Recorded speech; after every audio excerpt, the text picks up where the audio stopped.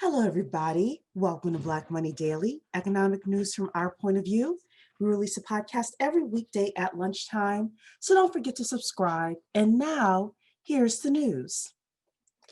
JP Morgan Chase is going to spend $30 billion to close the racial wealth gap. Amid a national reckoning on racism, JP Morgan Chase says it will dedicate $30 billion to closing the racial wealth gap, from granting loans to help Black and Latino Americans purchase homes, to helping the unbanked open checking and savings accounts. The 5-year effort aims to chip away at the systemic racism and inequities that have been on glaring display during the coronavirus pandemic. In addition to financing 40,000 mortgages totaling $8 billion, JP Morgan Chase will direct another $4 billion towards helping 20,000 Black and Latino homeowners shave their borrowing costs by refinancing. It's also committed to helping renters, spending $14 billion to help pay for the building and rehabilitation of 100,000 affordable rental units. Businesses in largely Black and Latino neighborhoods will get technical assistance, coaching, and a financial boost from $2 billion in loans. They plan to spend $750 million with Black and Latino vendors.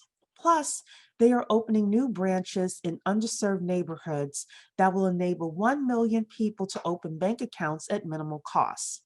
Finally, JP Morgan Chase says it will invest in financial institutions held by Black and Latino Americans, contribute $2 billion to initiatives focused on these communities, and track its own internal goals to have a more inclusive workforce by making those markers a factor in performance evaluations.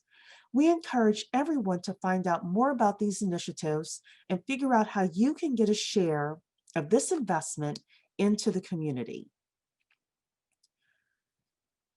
When you think about Dollar General, what do you think?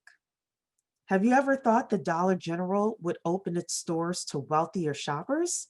Well, that's what they're planning on doing.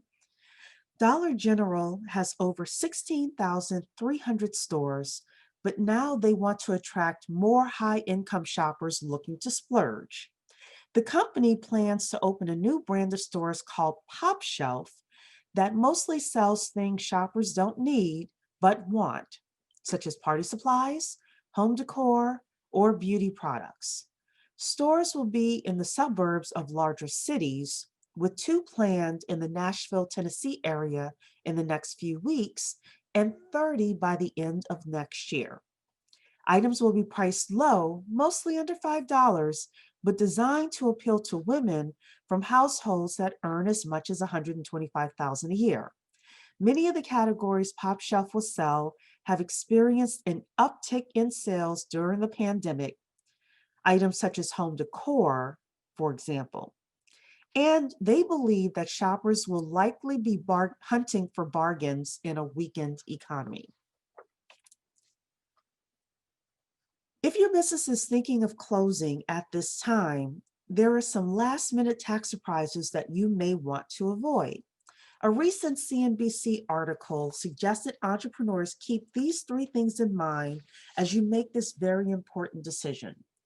Number 1, depending on the entity you've chosen for your small business, the assets involved, and the number of people you employ, there is a whole process to shutting the doors. Number 2, not only will you need to ensure you've paid your employees and contractors, but you must also submit final tax deposits and tax returns to the IRS.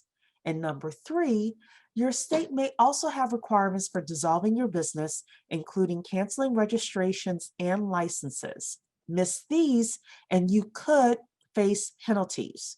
We suggest that you talk to your legal and tax professionals as you go through this very hard time of deciding to potentially close your business. Today's show is being sponsored by the 10K Project.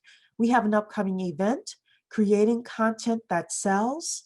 With so many of us potentially losing jobs and business revenues being strained, it's important to get noticed in the marketplace. Come and learn how.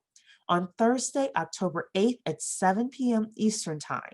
Visit the10kproject.com to register. There is no charge to attend. McDonald's. McDonald's U.S. sales finally started to rise in the third quarter after months of negative numbers. Why? Partially because of rapper Travis Scott.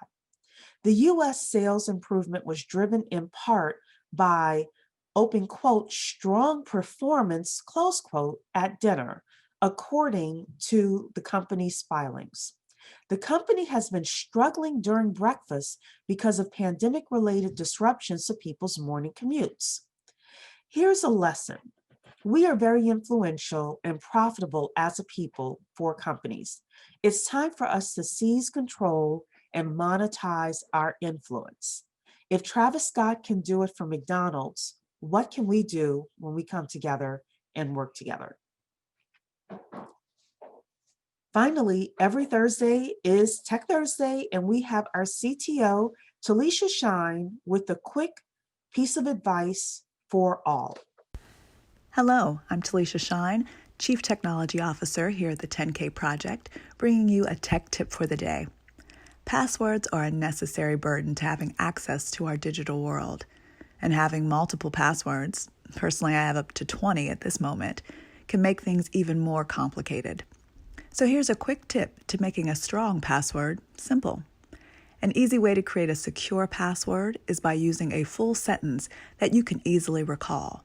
Then, utilizing the first letter of each word in that sentence, craft your password with a mixture of upper and lowercase letters, numbers, and even special characters. This approach is very simple, yet quite effective against standard dictionary hack attacks. So forget the short and sweet, and make your passwords sentences to remember.